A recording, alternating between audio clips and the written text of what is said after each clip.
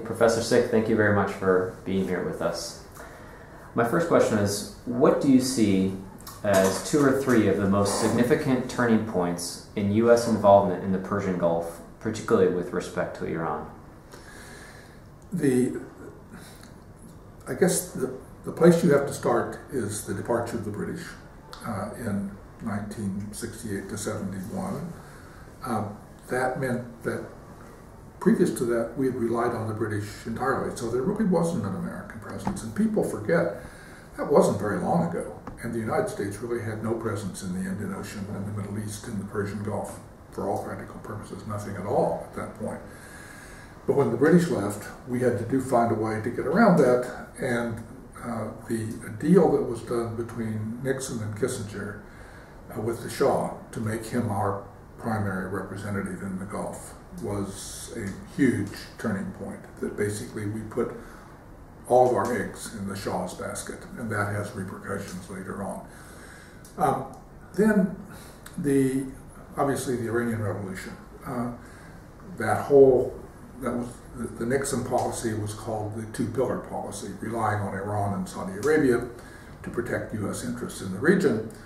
And when the Iranian Revolution happened, the Iranian pillar collapsed. So that was the fundamental turning point where the United States really had to find a different way to try to determine the security structure of the region. Then, of course, Saddam Hussein invaded Iran.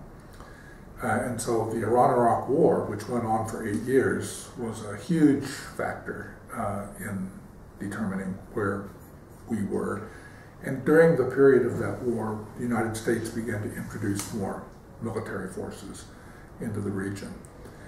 There was one little incident in the middle of that war where Iraqi planes attacked an American ship called the Stark.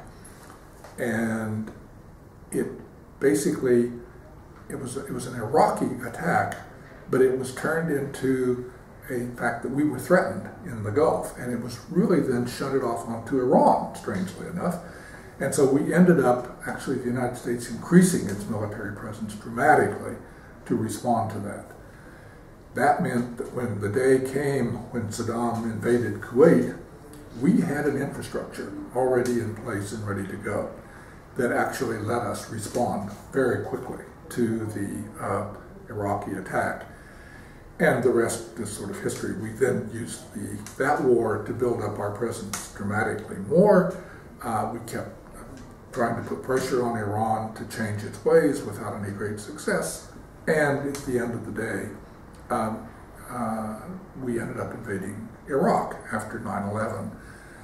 And that then made the United States, in effect, the most powerful country in the Persian Gulf.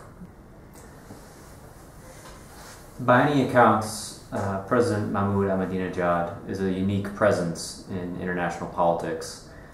Can you trace for us the elements of his influence on Iran over time, perhaps highlighting the relationship between the presidency and the religious leadership of the Ayatollahs?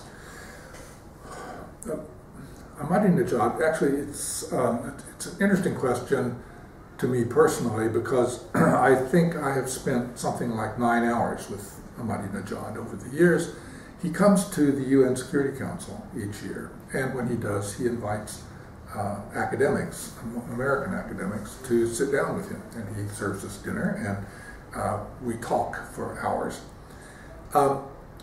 He is a populist president, and Iran has never really had one before. He has worked very hard to develop a relationship with the lower classes, the rural people. He spends most of his time in Iran traveling in the countryside. He doesn't spend that much time in Tehran. And he's enormously ambitious. He loves the spotlight. He loves attention.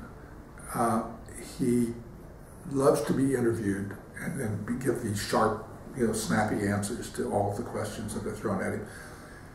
But he also really he can only be Iran's president for 2 sessions. So he's in his 2nd, 4th year, and he can't run again. And all of the indications are that he wanted to increase the power of the presidency while he was there and open up the possibility for one of his lieutenants or his supporters to actually follow him. Very much like the Putin-Medvedev arrangement in Moscow. And then he could come back after 1 or 2 terms and run again. You can't run for more than two consecutive terms. So he could come back and run once more. The religious establishment has reacted very strongly against him.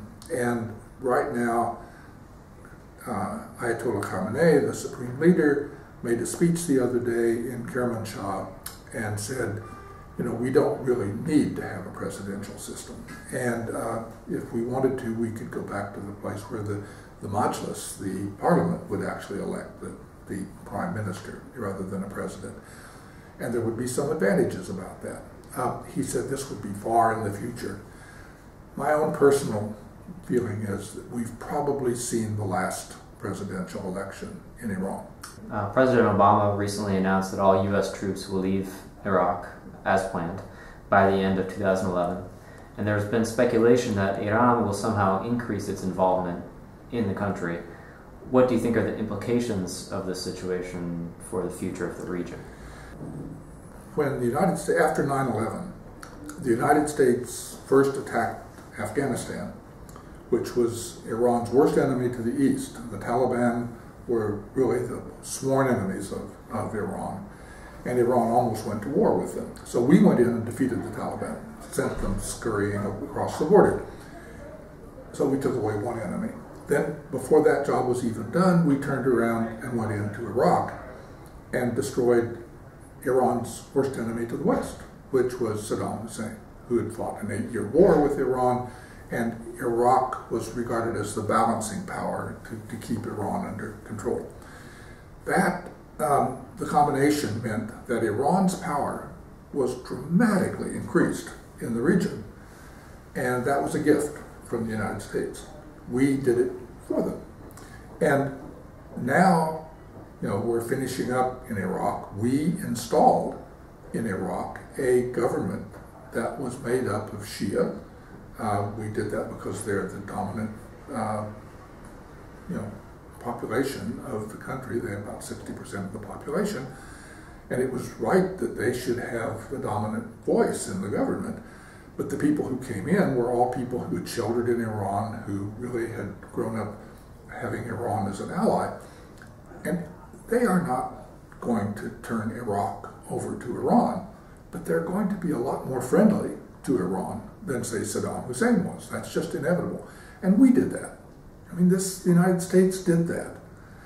So we should hardly be astonished after all of that Iraq is not going to be the sworn enemy of Iran and is not going to be the same kind of balancer that it has been in the past, where the two were basically prepared to go to war with each other at any given time.